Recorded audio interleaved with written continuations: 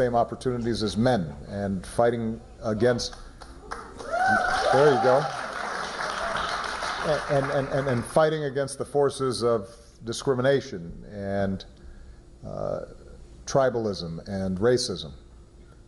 But the single most important thing that I want to focus on is lifting up and identifying and working with and training the next generation of leadership, not just in the United States, but all around the world. And that's really the central goal of our foundation. It's going to be based in Chicago, my hometown, but we want to have projects, programs, partnerships, and digital networks everywhere.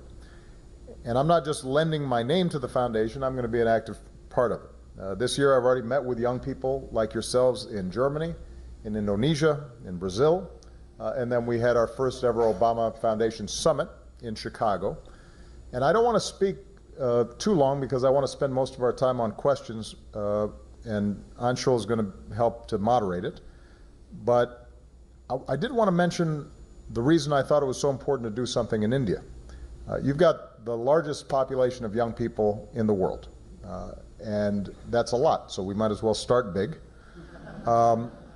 We've already identified some remarkable young leaders who are doing extraordinary things here in India.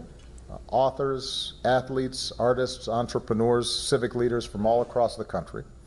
We've got activists who are working on everything from education to gender equality to climate change. A couple of young leaders were recently with us in Chicago, and I just want to acknowledge them.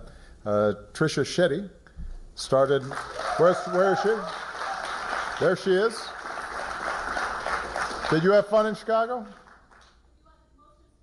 Oh, see there, now, I didn't call on her to say that, but thank you. But Trisha started an organization called She Says, aimed at educating and empowering men and women to take action against sexual abuse. Also joining us in Chicago was Sanchana Krishnan, who works with communities to destigmatize mental health issues through the power of personal storytelling. Where's here you are, there you are. And here in India, we've got young leaders like Kuldeep Dantewadia, who's building, where's Kuldeep? There he is. He's building this country's first, what he calls Solve Squad, of 17,500 young people so far who are driving change at the local level all across India. So the point is that these young people are already showing the power that anybody has if they take the initiative and have the courage, as Anshul said, to drive change, to make a difference. And there have never been more powerful, more accessible tools for each of you to make a difference than there are today. And in fact, I would argue, and I mentioned this in my speech earlier this morning, there's never been a better time to be a young person. I mean, it's always good being young, by the way.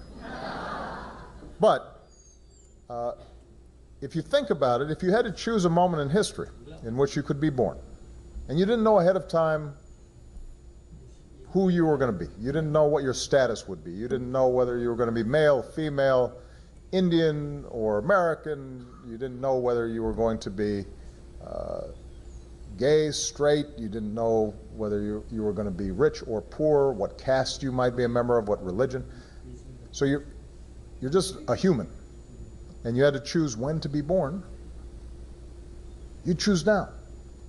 Because as troubled as our politics are, as difficult as the world can seem when you're watching the newscasts, the fact is that over the past 100 years, we've come from a world where only a small fraction of women could vote to a world where almost every woman can. Since 1950, the global average life expectancy has grown by more than 20 years. Since 1990, I mean, that's not that long ago. I was in law school in 1990. We've cut extreme poverty and childhood mortality in half, much of that by